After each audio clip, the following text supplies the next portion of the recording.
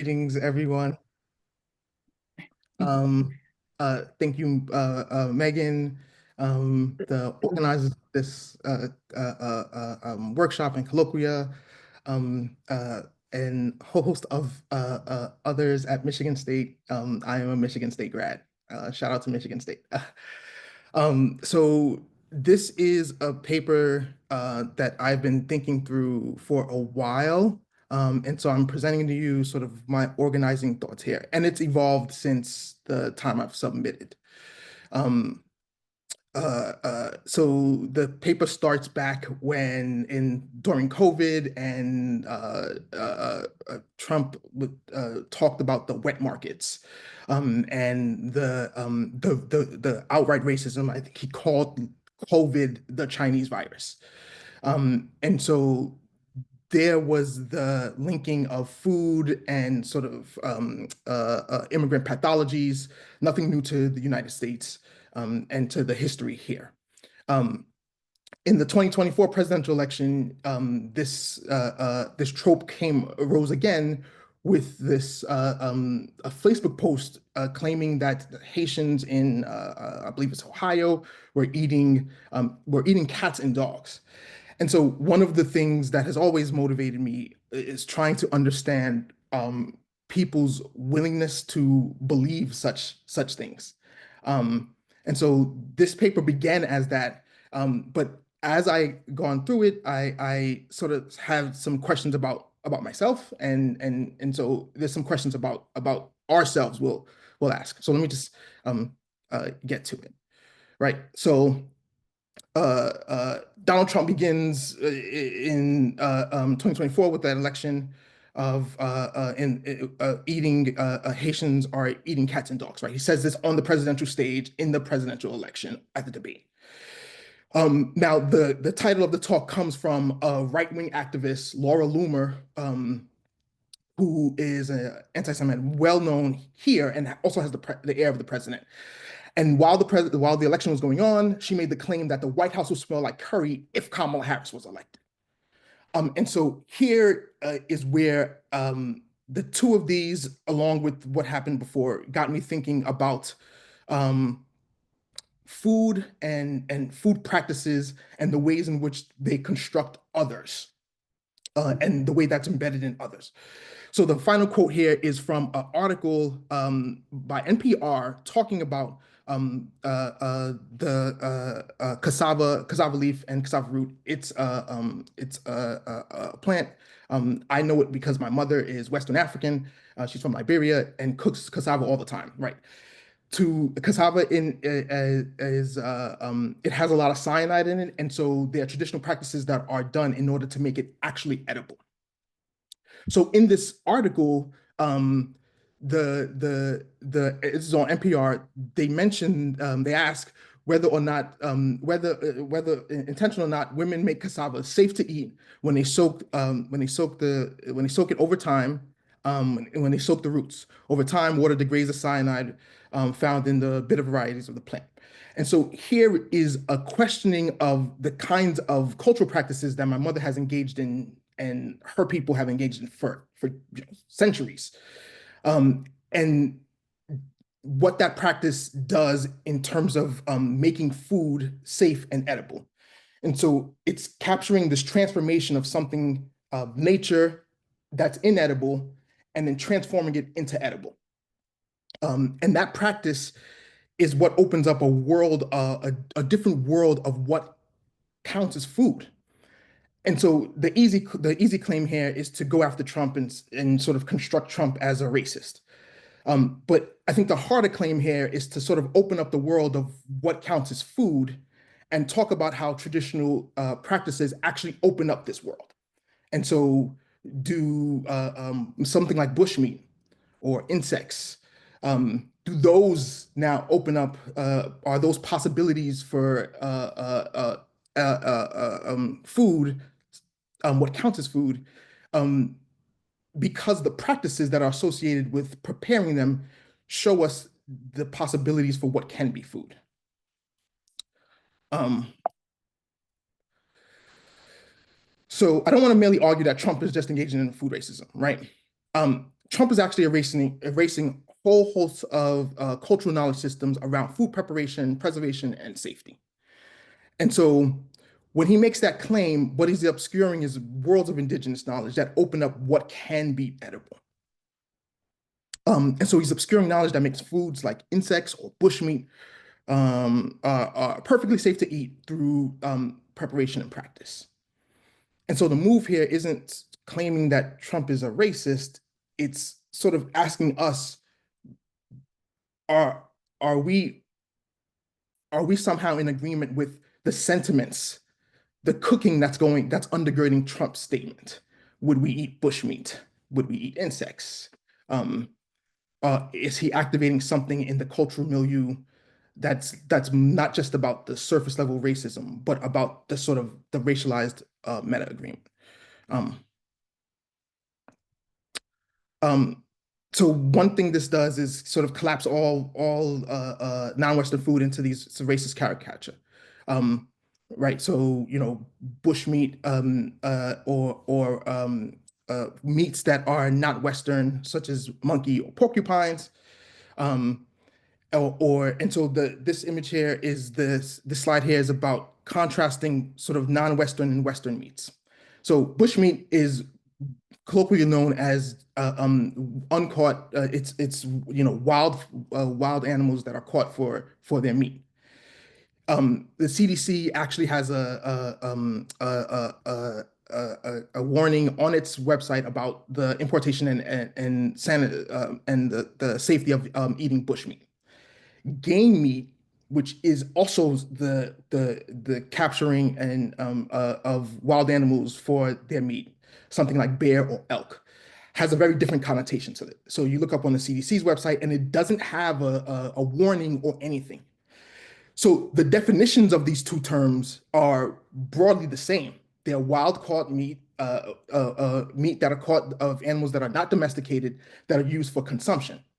Yet there's a racialized component here that's being activated when we talk about bushmeat and what it is, right? And these are localized, right? So, if you're in Central Africa, what counts as bushmeat would be very different than if you're in Western Montana.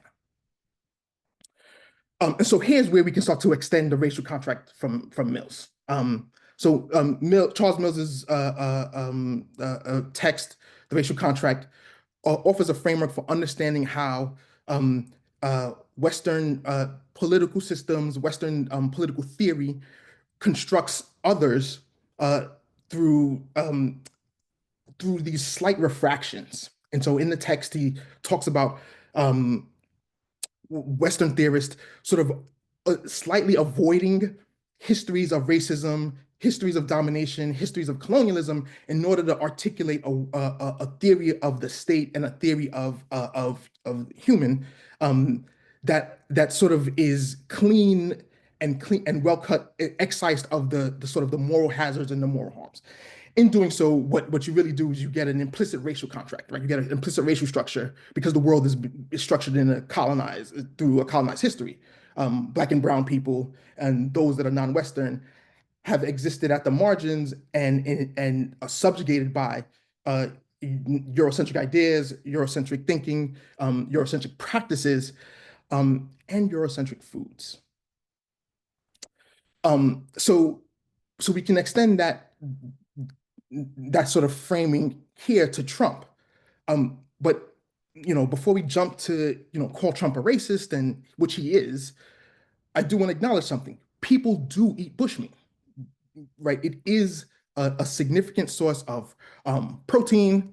Um, uh, um, it is a significant source of protein for a large chunk of the world. So people do eat porcupines or snakes. People do eat these animals. And so what I wanted to what I wanted to do is sort of reconcile the fact that this is actually true. People do eat foods that are that have been that are or meats that are local to their areas. Um, and that's not the problem here, right? The problem is something deeper and sort of trying to get at that depth. Sort of that's the kind of thrust here. Um, so one of the major claims that I want to is that cultural knowledge actually does the act of transforming food. It transforms nature and environment and things that we find in the world into something that is safe, edible, and digestible, right? And so that cultural knowledge of how to prepare, how to properly prepare, sanitize, and cook natural ingredients transforms things into food. Um, and this opens up a world not to contest, the claim of the cats and dogs, right? We don't, and so I want to move away from contesting the objects that are being referenced in this racist claim to the framework that undergirds what actually accounts for food. Okay, sorry, a little nervous. And so I want to think of food in two ways. Um, sort of as in a sort of an epistemic manipulation, cooking, sorry. Think of cooking in two ways, right? As a sort of this epistemic manipulation is kind of a strong word. I kind of want like an epistemic activation. It sort of activates the kinds of frameworks, the racist tropes that stay dormant in places that we don't think of, right? So when Laura Loomer says that the White House will smell like curry, right? It's bringing up tropes around xenophobia, food, anti-Asian, and anti-Black, and the intersection of those that sort of lay dormant in spaces we don't think about, right? People don't typically think about racism and food, right? In the broader public, y'all, of course, y'all do.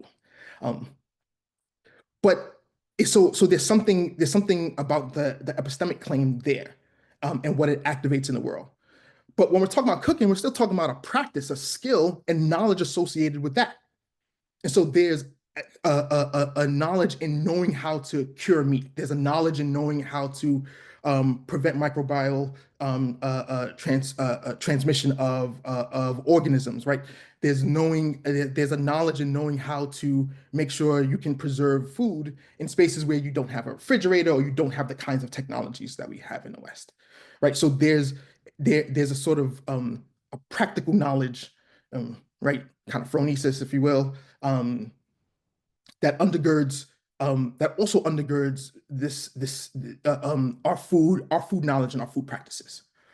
Um, and so it's these sort of this contrast in the knowledges here in this term cooking, right? Cooking is also a slang term here in the U.S. where we talk about in a negative context where you're cooking someone. It's not harmful. It's more in a playful term, but you're actually winning or dominating someone in some sense. Um, it's also used, it has positive connotations as well, where someone refers to, let him cook or let her cook. It means that she's doing something well, or they're doing something really, really well, and let them continue. So there's this sort of linguistic inflection that sort of embeds a larger cultural knowledge here in the States. Um, okay. Uh, okay. So let's move to, so that sort of provides sort of just sort of a broad overview of sort of what this presentation is meant to convey, right? And so section one, let's go to this act of transformation, inedible to edible, transforming nature into food through cultural knowledge practices. And so one of the things I want to start off with is thinking through food as epistemology, right? Food is knowledge, and food preparation in particular as a kind of food knowing. So, and philosophy of food, I believe Kaplan makes this claim that food preparation and consumption are bound to the beliefs, practices, and laws of a nation and cultures. Kaplan also says in that text, food is also the object of practical knowledge or skills. We know, for example, how to farm and fish, process and package, cook and dispose. Knowledge with respect to this action is called practical reason. Again, harking into the kind of phronesis. We learn it from others and hone it through practice, right? And so So thinking through the food preparation itself as its own form of knowledge, as sort of subspace in terms of a larger food epistemology and questions about food and knowing, right? And that as the space that I sort of want to interrogate a little bit further today. So this also is from this is Monica White. This third quote is from Monica White, Freedom Farmers, in which she talks about a community garden that also has a kitchen. And she states that the D-Town farmers offer workshops and training sessions at the farm. These include cooking and raw food preparation demonstrations, and using culturally significant ingredients such as collard greens, okra, black-eyed peas, and other plants that have traveled through the Middle Passage. And so here we see sort of food not just as sort of a localized knowledge in terms of food preparation as a sort of localized knowledge in terms of a subspace of food epistemology, but as cultural knowledge, as historical knowledge, as Mike talks about the plants that have traveled through the Middle Passage, the transatlantic slave trade in particular is being referred to here. And so the breadth of knowledge in terms of how to prepare food and transferring that and what that means is significant. All that to say is that cooking is actually quite important. It's a skill. Okay.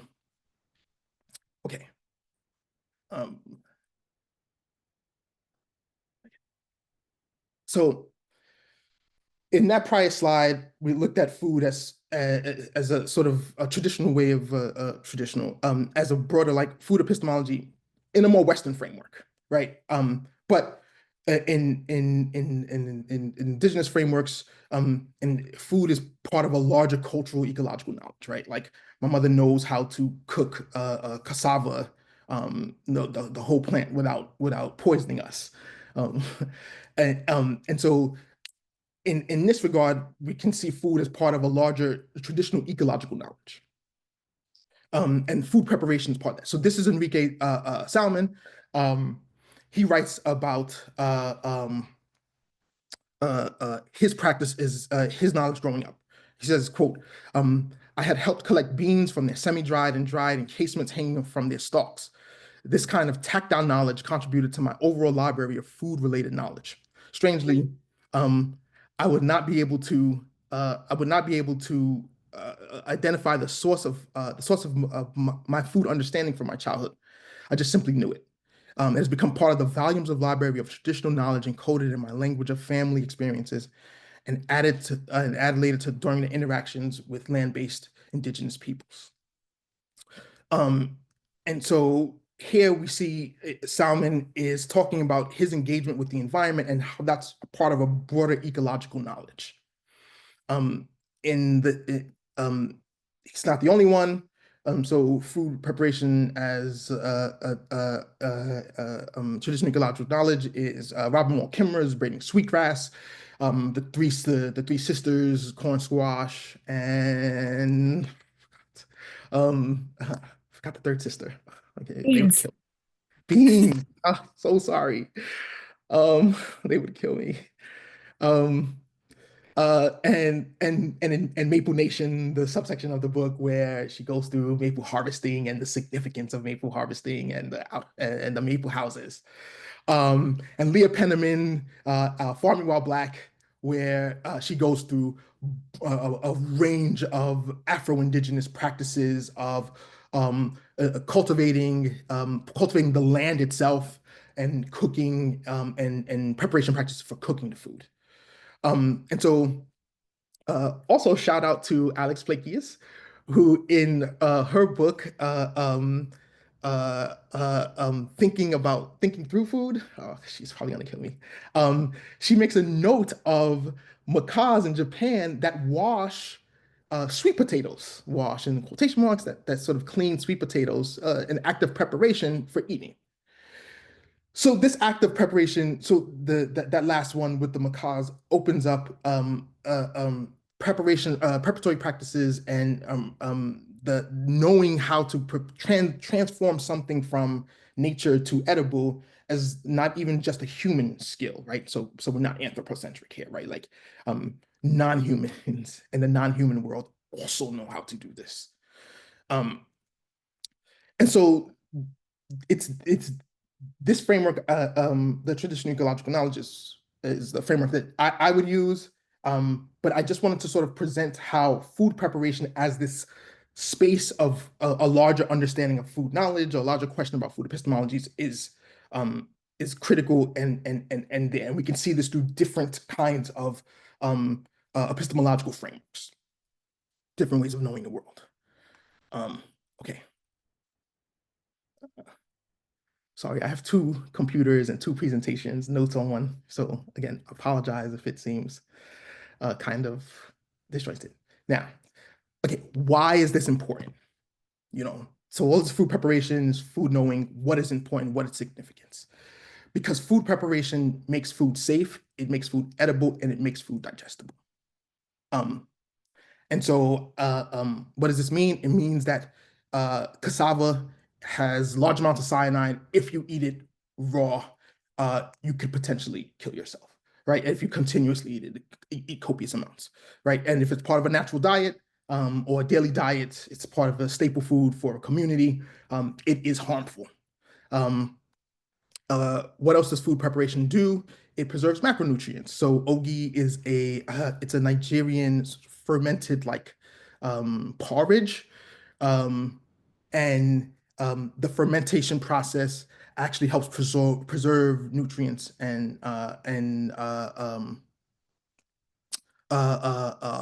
make them more easily digestible when it's eaten. Um, Food preparation also prevents the spread of pathogens, right? And so this was once again with bushmeat. And so practices there sort of ensure that microbiomes don't transfer and you get sort of a community outbreak. Um, and it structurally changes the food, right? So materially changes the food, right? So with sausage casings or like tripe, it has to be cleaned, gutted, washed, soaked. If you have other parts of an animal that are harder, maybe the shoulder, then you may have to boil it, or bones, right? It may be boiled so that the structure of it can change, right? So it is a certain amount of knowledge knowing how to do this. And this knowledge is the kind of transformative knowledge. It takes nature from being something inedible and dangerous to something that's digestible, nourishing, culturally significant, and a whole host of other things. Right. So what this knowledge is actually transformative. It's significant in that sense. It does the work to allow us to transform nature into food. Right. So the next slide is a little picture. This is the one picture I have. I'm so sorry. It's called kosh. And it's sort of a dried meat, Central Africa region. It's a dried meat. It's made uh, um, from local bush meat, and this is some of the. So this is sort of what starts out as bush meat, and one form it takes something edible like this, right? And so this was done through a whole host of knowledge practices. Um, Again, a lot of times carried by women, right? As the example of my mother, right? Like the knowledge that she has about how to transform the world into food. Um, um, so, um, so what does this do, right? Um, what does food knowledge make possible, right? These food knowledges do more than just make things edible. Right? They shift the ontological terrain of food, right? It turns something that wasn't edible, that wasn't safe, that couldn't be eaten, into something that's safe, edible, and digestible. And so this is sort of one of the other sort of core stools of this presentation, that food preparation as this sort of subspace in terms of food epistemologies is actually a transformative space, transforms the world into food. And again, the bushmeat becomes sort of critical, one of the critical examples, here. Okay, so this sort of lays down sort of why food is important, and what does it do, and sort of food preparation practices. What do they do in terms of the world of food, um, and its significance for what we eat. Now let's start to talk about um, reflecting food epistemologies, and consuming the racialized meta agreement. So now that we have a background about food and food knowledge, uh, let's talk about meals. Right. So in the text, The Racial Contract, Charles Mills talks about the racial contract as a set of informal agreements and meta agreements. He says actually the full quote is a set of formal and informal agreements and meta agreements, is the actual quote. What does this mean? So for Mills, the formation of society is a lot of political theory have theorists sort of theorize the formation of society as a sort of an egalitarian space, or a contract, social contract formed by parties of equals. Right. So in the text, he talks about the way society is typically formed in sort of the traditional Western canon, Hobbes, Locke, Rousseau, Kant, is a social contract, right? With the exception of like Kant, he was pretty clear on everyone's not being equal. Most people have some view of we the people. Not everyone. Everyone, right? Like it's not. That's the idealistic view, right? That's the ideal view. Um, and so Mills challenges this. He wants to say, no, no, no, this is not true. It's not we the people. We haven't all gotten together around a table and decided that we want to form a society in order to protect our goods or establish our rights or whatever it is. It was a contract between white people, white men in particular. And so there's some corollary versions of this contract. Carol Pateman has the sexual contract, which highlights a gendered version of the racial contract. Um, Other works can sort of also be seen in this light. Jasbar Puar's The Right to Maim can be seen as sort of an ableist version of this. Um, Lots of indigenous literatures have kin-centric worldviews, which include non-humans, plants, animals, water. And so we can see us in sort of looking through that lens, we can see sort of a speciesist version of this contract. So there's different ways in which we can sort of unpack the ways in which the society is formed as party A over party B, and not a community of equals. For Mills, though, it's a racial version of this, which is important. So for Mills, he identifies that no, it's not a society formed of equals. It's actually a society formed of whites over non-whites. Again, white men in particular, over non-whites. And so for Mills, this actually now restructures all of society, right? Two ways. It does it both theoretically, such that the theories that come out of the social contract are themselves have an implicit whites over non-whites framework. And then practically, i.e. materially in the world, through the laws, policies, practices, and most critically, through knowledge, right? And so how do we know the world? Through these set of interactions that have been sort of pre-structured by this meta agreement, by these agreements and meta agreements, such that women's experiences are excluded from the world of philosophy or the world in general. Um, uh, uh, um, accessing particular social benefits or political power becomes something that's locked off because of the structure of this contract, of this meta agreement. And so there's a particular epistemic dimension that's important here, right? And so for Mills, what ends up happening is that a lot of theorists and a lot of people, what they do is they sort of refract, they sort of slightly alter the ways in which the world has actually formed. So they take the history of conquest and imperialism and sort of slightly just sort of leave out the violence and harm and damage that was done in order to shape the world as it is now, and then talk about, equality, human rights, etc. I mean, and sort of the bazillion ways this is happening now, both in the United States and globally, is like, I think, evident, right? So the offshoot of that is that the knowledge that we have about the world is actually sort of distorted. And so we know about French painters or Western artists or Western thinkers, and we don't know about the women of color thinkers, the political resistance thinkers. We don't know about the knowledges that are developed in other parts of the world, right? The academy is still structured that way, right? You have to teach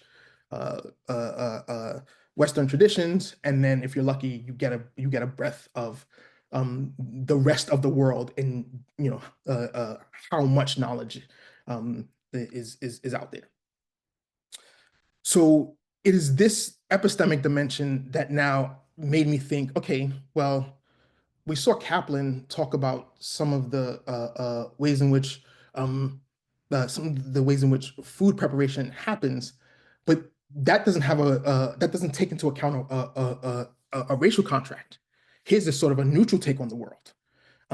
These are sort of general questions about food and food preparation. And so what happens if our sort of broad food epistemological framework and our food preparation practices are sort of now come in contact with Mills's racial contract? It transforms our concepts of food. Is bushmeat or insects food? Is sort of one way we can think of, one sort of classic food, what is food? A classic sort of onto-epistemological question that sort of has a universal, it sort of on the face of it, prima facie is neutral. But if we reflect it through a racial contract, a different question pops up. Is bushmeat or insects food? Because we wouldn't ask that about pizza or French fries or other kinds of Western foods, but we will ask that of non-Western foods. And so that's the work of the racial contract here, right? It's actually getting us to reflect on the ways in which we ask the questions of what do we know about food? Why do we know it's food? How do we come to understand this? Okay. So if we think through food epistemology as some, right, this is just meant to be sort of like a way to sort of highlight the point that I'm trying to make, right? So if we think through food epistemology as asking some of these kinds of questions, what is food, right? It's a sort of a general question. How do we know what's edible? How do we know food is safe to eat? What happens if we sort of reflect those within a racial contract, in which we acknowledge that the world has been structured through imperialism and colonialism, and that has come at the cost of food knowledge, food preparation practices, and the skills that are associated with indigenous and local food cultivation. And so what might those questions look like? And in that, I sort of thought through, well, the question wouldn't be what is food, but what definition of food has been tacitly agreed upon? Given that the meta agreement happens, we're sort of all shuffled into it. Right? It is the frameworks that structure the knowledge that we actually have about the world. So we come to know, again, French fries, pizza as food, but we don't come to know bushmeat as food. And to sort of to make this point clearer, early in the presentation, I contrasted bushmeat and game meat, which technically have the same definitions, right? Undomesticated game, meat animals that are killed and consumed. Um, and yet, game meat, such as bear or elk, um, doesn't have any CDC warning or worries or anything like that. But bushmeat does. And so there's a sort of implicit agreement about not what's wild caught meat, but what's something else is doing the work there. Because all those, bear, elk, porcupines, those are all wild caught meats. So something else is doing the work of transforming bushmeat into something that needs to be sanitized and sort of have a warning label slapped on, but game meat not. Um, how has the racial contract shaped what we recognize as edible? And so this sort of is the corollary about how do we know what's edible or what's not? And so a lot of people forage mushrooms. A lot of people forage mushrooms, and so our conception of what's edible, and so a lot of people don't know the mushrooms are actually, if they're prepared right, they're actually quite safe. You can forage mushrooms.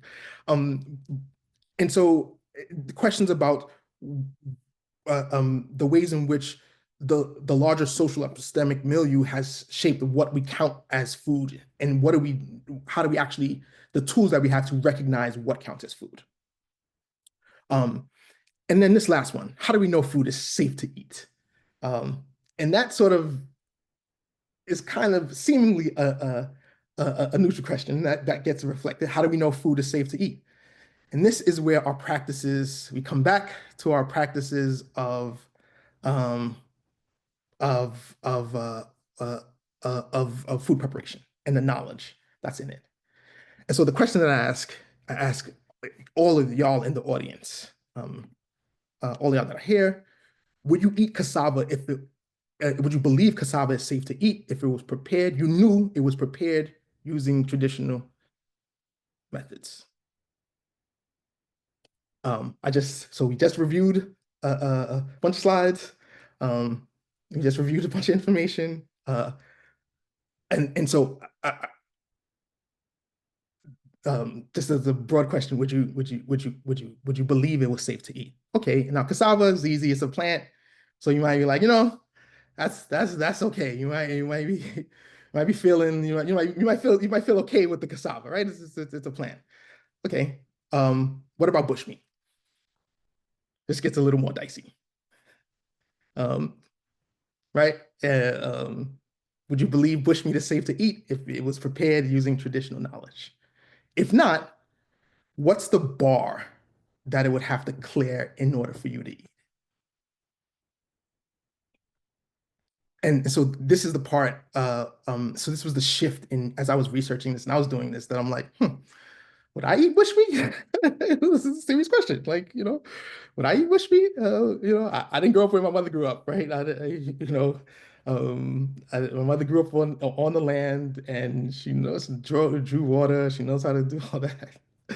I didn't grow up like her, and so this question about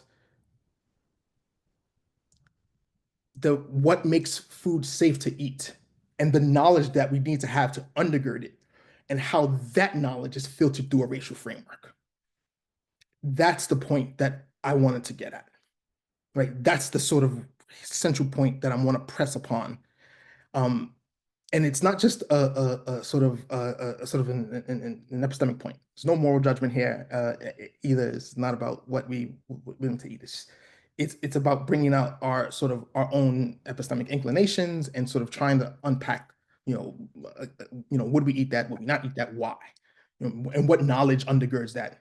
And in particular, how the racialized meta agreement that Mills is sort of talking about actually is something that's activated in us when Trump talks about that, and probably escaping because the racism is so overt. And so the question also about insects, other delicacies that are eaten across the world, that some in the West might balk at. So we might feel some discomfort uh, about eating some of the foods that we discuss. And it's that feeling of discomfort that I really want to get at, particularly about the bushmeat and the practice and that. Um, and there is where I'm thinking that's the meta agreement at work. That's the epistemological meta agreement at work, where we're like, we don't have nothing to do, we want nothing to do with that racism. And yet we might feel a little way about engaging in practices that communities have literally engaged in for thousands of years. I did have had some case studies about um, curating some of the meats. I don't know if we'll get to them, but so so I'm gonna come to like a close. So I think this, right? Like the real challenge here isn't exposing Trump's culinary racism. That's clear, right? Like that's the easy part. We know it's there. The real question is the othering that's happening, that he's activating. Um, and it's the othering of people who are bringing their culinary practices, um, bringing their culinary knowledge, their food preparation practices, right? This quote unquote immigrants, hate that term. This population that's bringing all this knowledge that's being structured as other, right? The question that I have, though, and again, sort of a change from the abstract, does this blatant racism cause us to overlook parts of the racialized meta agreement that we're unknowingly ascribing to? So it's a question about our ignorance, not Trump's knowledge. And this is that space where instead of using Trump as a foil to cover something in us, we can actually use Trump as a reflection and ask some real questions, not about his racism, again, easy part, but about where our epistemologies, our sort of epistemological sentiments lie, and sort of how they link to our sort of our moral intuitions, if you will, right? That space where we might be like, you know, complete racist. I would never say something like that. That's complete off the scale. And yet I might feel a little queasy knowing that if food was set in front of me and it was prepared in these traditional methods, and it was something that I don't consider food, and I don't take the time to think through like where are those inclinations coming from? What is it about this? Like, where does that knowledge, like, what's grounding these affects? What's grounding these emotions in this moment? And again, no moral. This isn't a moral judgment, right? This is not about the moral position. It's about unpacking why the knowledge that's grounding one's position, or the ignorance that's grounding one's position. Um, and so are we subtly othering the non-Western foods and food knowledges, um, and not knowing it because we're so taken aback by um, the overt racism that becomes an easy way to sort of deflect from some of the deeper questions. And so it's so important to sort of think through what eating is, what food is, and how a racialized contract or a gendered contract or an ableist contract can either attach itself to that and start to shift our perception in ways that we may not be aware of. Thank you. Thank you so much. Okay, so